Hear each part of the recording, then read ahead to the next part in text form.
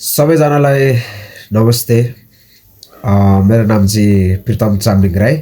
र तपाईँहरूलाई स्वागत छ जुन मेरो यो प्रितम सी राई रियल सेमिनारमा है। सो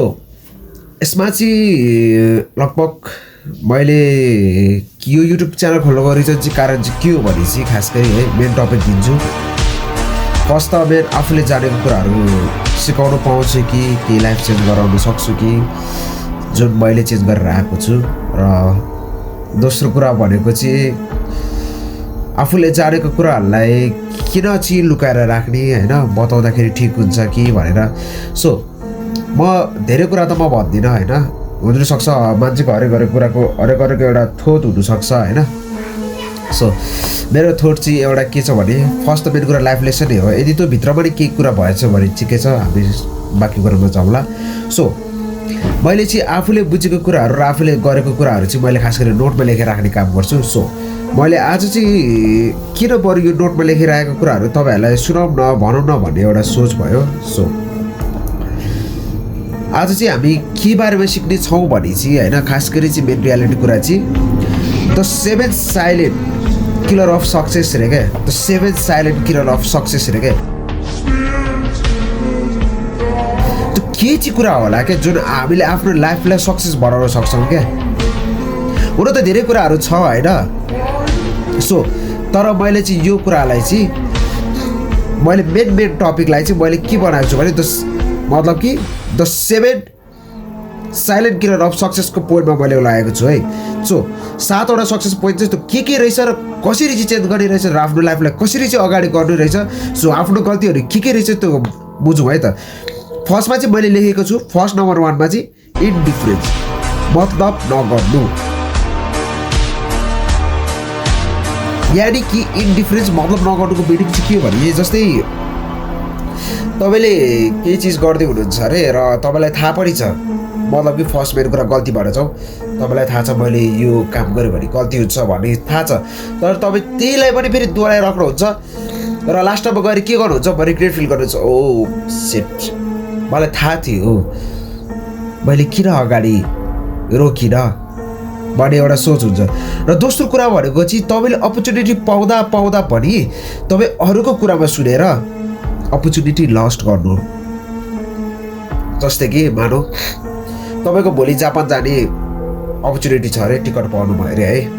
मानौ,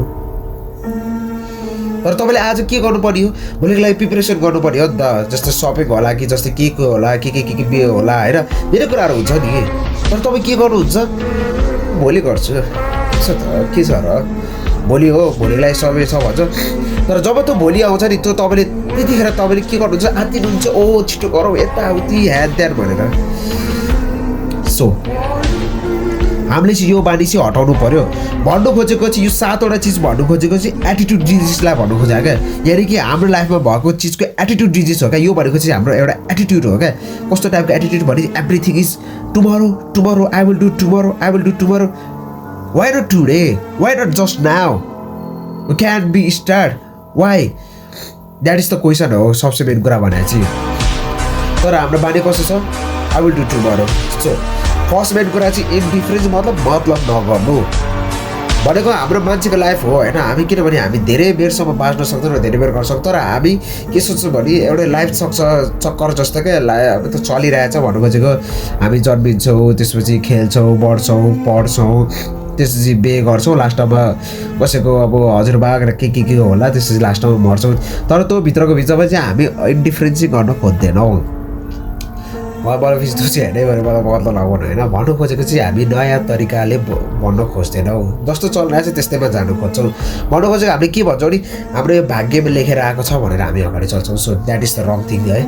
सो र अब हामी जानेछौँ दोस्रो नम्बरमा है, नम्बर 2 है, इन्डिसिजन मतलब दुविधा।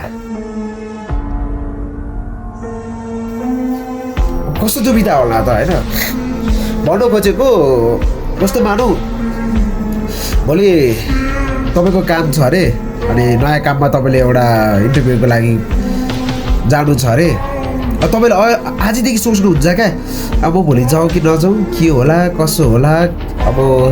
स्यालेरी पनि भनेको जस्तो थोरै देला यताउति ह्यान ध्यान खै अब जाउँ कि नजाउँ यस्तो यस्तो क्या that is the wrong guys जाने हो गएर कुरा गर्ने हो पहिला कुरा गरेपछि त बुझ्ने हो होइन के थाहा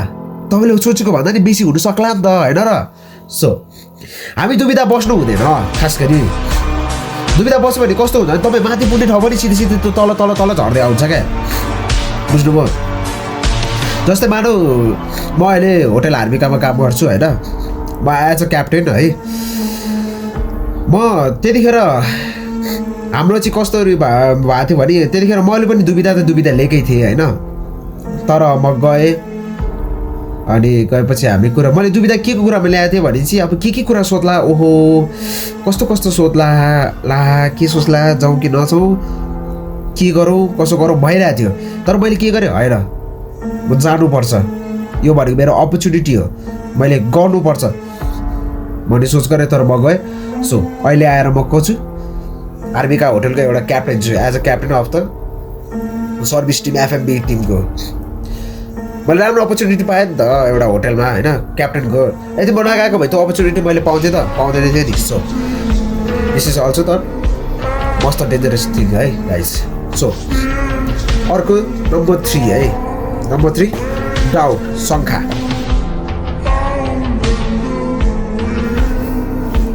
गर्नु अब कस्तो शङ्का गर्नु भने चाहिँ अब जस्तो होइन अब अघि भने जस्तो त्यो त मतलब कि इन्डिसिजनमा परेन भने नै होइन शङ्का भनेको कुरा चाहिँ धेरै फरक पर्छ है जस्तै मानौ अब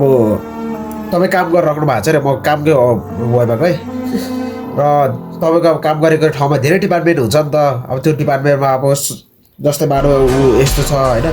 जस्तै तपाईँको माथि एउटा कोही टाउको होला जस्तै होला नि त अब सुपरभाइजर त्यसपछि म्यानेजर एनिथिङ होइन के होला तर तपाईँ के कुरामा शङ्का गर्नुहुन्छ मैले यो काम गरिरहेको ठिक छ कि छैन मैले यस्तो गर्दा हुन्छ कि हुँदैन मैले उस्तो गर्दा हुन्छ कि हुँदैन भन्ने शङ्का गर्नुहुन्छ क्या that is the right then मलाई भन्नु खोजेको यदि त्यो कुरा राइट हो भने त तपाईँले गर्ने हो गरेर देखाउने हो नि त शङ्का गर्ने होइन नि त भन्नु खोजेको सबैलाई पर्खिने होइन नि त त्यो कुरामा जस्तै मानौँ तपाईँको आँखाको छेउमा ग्लास फुटिरहेछ अरे अब त्यो ग्लास फुटेको त अब सिसाहरू त टिप्नु पऱ्यो नि त नभए टिपेन भने त के गर्ने लास्टमा आफ्नै खुट्टालाई काट्ने हो तर म के गरेर हुन्छु अब गरेर भने त्यो ग्लास फुटेको देखिरहेको छु तर म यहाँ चुप्पो लागेर हेरेर हुन्छु क्या कोही आएर टिप्दैला कि अब म टिप्नु गयो भने मेरो हात काट्ला कि के लेखेर गएर टिप्ने होला कसो गर्ने होला सोचेर बस्नु क्या शङ्का गर्नु क्या सो गाइस द्याट इज रङ है नम्बर 3 मतलब नम्बर 3 को त्यो भयो नम्बर 4 वरी चिन्ता गर्नु यो चाहिँ चिन्ता गर्नुको चाहिँ म लाइफमा गएँ है अब अहिले हामी के छ भने अहिले म अब भर्खरै पुगेँ होला म कति वर्ष होइन अब म के सोच्छु भने होला मेरो उमेर बढ्दै गइरहेछ के गर्ने होला कसो गर्ने होला अब पैसा निकै राम्रोसँग कमाएको छैन राम्रोसँग स्यालेरी पनि भएको छैन आजको दिन पनि यस्तो गयो भोलिको दिन पनि यसरी जाने होला अस्ति पर्सिको दिन पनि यसरी गयो that is the wrong guys that is really definitely wrong है किनभने गाइज कहिले पनि केही कुराको धेरै चिन्ता गर्नु लिनु हुँदैन है चिन्ता लिनुपर्छ नलिने होइन लिनुपर्छ तर के कुरामा लिनुपर्छ सही कुरामा लिनुपर्छ हामीले गलत कुरामा लिने होइन ठिक छ भोलि के होला कसैले देखाएको छैन नि त भोलि कोही होला कसैले देखाएको छ म भोलि म मर्दैछु भने मैले आज थाहा हुन्छ त मलाई थाहा हुँदैन नि त भनेको म अहिले त म अब एकछिनपछि अहिले कति बजे 6 बज्यो एकछिनपछि मेरो लगभग अब 8 बजेपछि म यस्तो हुन्छ भनेर मलाई थाहा हुन्छ त थाहा हुँदैन नि त तर के गर्छु त्यो चिन्ता गर्छु कि ला अब 8 बजीसम्म के गर्ने होला कस्तो गर्ने होला द्याट इज रङ गाइज चिन्ता नगर्नु हुँदैन लाइफमा है जे छ जसो छ सिरियली वेमा जाने राइट वे गर्दै जाने everything will be the good है गाई यदि रङ कुरा गराएछ भने त डेफिनेटली चिन्ता लागिहाल्छ र लास्टमा एन्सर पनि पाइहाल्छ है नम्बर 5 ओभर कसन यानि कि जरुरतभन्दा बढी सतर्क बन्नु भन्नु खोजेको अब कस्तो भने कोही कोही मान्छे कस्तो हुन्छ नि फटा भन्छ नि फटा अब नभए फटाइ भनौँ न एकतर्फीबाट बुझ्न कस्तो राम्रो भने चाहिँ उसलाई थाहा छैन भन्नु खोजेको कसो चाहिँ उसले काम गरिरहेछ जस्तै मानौँ उसलाई कफी बनाउनु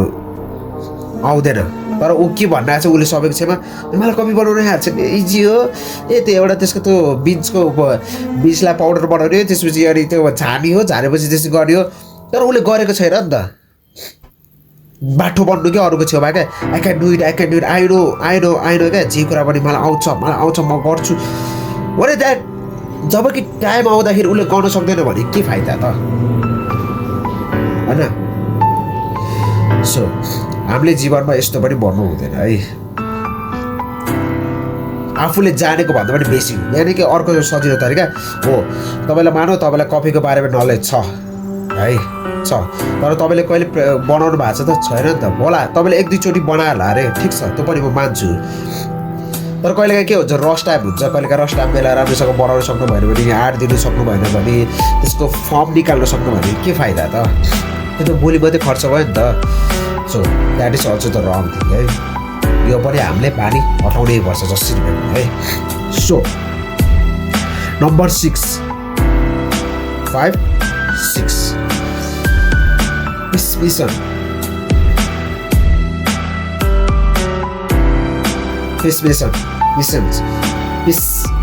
भन्छ होइन भन्नु मतलब कि सबै कुरा खराब नै हुन्छ भन्ने धारणा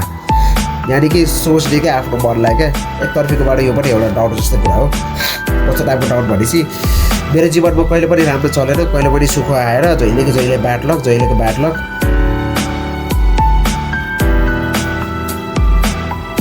that is the wrong thing सधैँभरि जीवनमा कहिले पनि ब्याड लक हुँदैन है किन हुँदैन जबसम्म तपाईँले ब्याड कुरा या ब्याड चिज केही गर्नुभयो भने त्यो कारणले गर्दा मात्रै ब्याड लक हुन्छ है जस्तै मानौँ तपाईँले के काम गर्दै हुनुहुन्छ होइन र केही कुरा हुँदैछ मनमा शङ्का अब केही कुरा बिग्रियो नि त बिग्रेपछि मनमा शङ्का लेख्नुहुन्छ ल आज मेरो दिन खराब भयो केही काम बिग्रियो अब प्रायः के भयो अब सोच्न मेरो आज दिन खराब भयो भन्छ अब त्यही कुरामा दिमागमा त्यही कुरा खेलाइबस्छ अनि लास्टमा के हुन्छ सेट डेफिनेटली ब्याड लकै हुन्छ नि होइन सो भइसकेको कुरालाई बिर्सिने भन्नु खोजेको हो बिर्सिनु सकिँदैन तर त्यो कुरालाई वास्ता नगर्ने होइन त्यो कुरालाई जस्तै मानौ मेरो एक्सिडेन्ट यो ठाउँमा भयो अरे होइन 2 दिन अगाडिको कुरा अरे यो 2 दिन अगाडि म एउटा रुटमा गएको थिएँ अरे या म यहाँ छु अरे र म यहाँ अहिलेको यहाँ छु त्यो 2 दिन अगाडिको यहाँ अहिलेको 2 दिन अगाडि यहाँ तर यहाँ के भएको थियो एक्सिडेन्ट भएको छ र यही 2 दिन अगाडिको कुरा यहाँ पनि सोचिरहेको हुन्छु अरे क्या 2 दिन अगाडि यस्तो मेरो भयो भने आज नि मेरो हुन्छ भन्ने सोच्छ अरे क्या अनि त्यही कुरा सोचेर खेलाइराख्छ दिमागमा र हामी अगाडि बढ्न सक्दैन लास्टमा त्यही कुराको कारणले गर्दाखेरि अब के जे काम गर्नुपर्ने छ जे फोकस गर्नुपर्ने छ त्यो फोकस गर्न सकिँदैन डेफिनेटली त्यहाँ ब्याड लक त भइहाल्छ नि भन्नु खोजेको सबै कुरा खराब नै हुन्छ भन्ने धारणा भन्नु खोजेको मेरो जिन्दगी ब्याड लक चलिरहेछ सायद मेरो गुड लक हुन्न भन्ने एउटा मनमा सोच think that is wrong definitely so number 3 last कडै छ है के गर्नु कम्प्लेनिङ मतलब कि गुनासो गर्नु कम्प्लेन गर्नु आज मेरो दिन यस्तो भयो मैले यो ठाउँबाट कम्प्लेन खाएँ त्यो ठाउँबाट कम्प्लेन खाएँ यस्तो उस्तो मेरो यो दिन राम्रो भएन मैले के एक्सपेक्ट गराएको थिएँ के पाइनँ म यो किन्नु जान्छु भनेको थिएँ त्यो किन्नु पाइनँ यताउति एन्ड द्याट इज रङ नि गाइज सधैँभरि एउटै कुराको हुन्छ भन्ने छ त छैन नि डेफिनेटली छैन नि जस्तै मानौ एक्जाम्पल होइन जस्तै म यो पेन किनेको अरे मलाई यो पेन धेरै मन परेको छ अरे यो पेन चाहिँ 10वटा पिस मात्रै छ अरे तपाईँलाई पनि थाहा छ यो पेन 10वटा मात्रै छ भनेर तर तपाईँ के गर्नुहुन्छ भने भन्नु खोजेको मतलब कि अब उसको यो पेन बेच्ने टाइम कति हो ठ्याक्कै 10 बजे ओपन गरेर होइन तपाईँ 10 बजी नपुगेर 11 बजी पुग्नु भयो अरे होइन अनि गएर यो पेन बारेमा सोच्नुहुन्छ अरे त्यति 11 बजीसम्म त यो 10वटा पिस त सकिसक्दैन त कतिले किन्छ त द्याट इज अल्सो त रङ कम्प्लेन गर्ने त्यसपछि अब त्यहाँ गयो त्यसपछि अनि पाएन अनि कम्प्लेन गर्नु मलाई यस्तो पेन मन पराएको थियो म गएको थियो किन्नु पाएँ यस्तो भइरहेको थियो उस्तो भइरहेको थियो किन्नु पाएँ that is also the wrong guys यदि केही चिज गर्नु छ केही चिज कुराहरू किन्नु छ मतलब कि केही चिज लागु गर्नु छ अगाडि जीवनलाई चेन्ज गर्नु छ भने चाहिँ do it right now make a plan मैले लेखेँ जस्तो राइट इट है जस्तो मैले लेखेको छु मेरो एउटा नोटबुक मेरो तिनवटा नोटबुक छ यो मैले आफ्नो मेरो बारेमा लेखेको छु यहाँ है लाइफमा लेखेको छु सो गाइस राइट इट लेख्नुहोस् राइट इट गाइस अनि त्यसपछि कसरी लेख्नुहोस् भने चाहिँ आजको दिन मैले के गलत गरेँ त्यो लेख्नुहोस् होइन आजको दिन मैले के गलत गरेँ त्यो लेख्नुहोस् आजको दिन मैले के गुड गरेँ त्यो लेख्नुहोस् गलत भएको कुरालाई चाहिँ चेन्ज गर्नु खोज्नुहोस् जस्तो मैले तपाईँलाई कतिवटा लेसन सिकाएँ 7वटा लेसन सिकाएँ नि so I touch you 7 lesson so आफ्नो लाइफलाई चेन्ज गर्नु यसरी गर्दा बेटर हुन्छ सो गाइज म धेरै बोल्यो होला सो मैले बोलेको यदि कुराहरू बुझ्नु भएन भने केही कुराहरू कन्फ्युज भयो भने तपाईँले मलाई कमेन्ट गर्न सक्नुहुन्छ होइन कमेन्ट गरेर मलाई सोध्नुहोस् है सो म तपाईँलाई मजाले मजाले बुझाउने छु र केही कुराहरू बताउने दिन्छु र अर्को आउने भिडियोमा योभन्दा नि आज म एउटा स्ट्रङ लेसन लिएर आउनेछु र thank you so much guys नमस्ते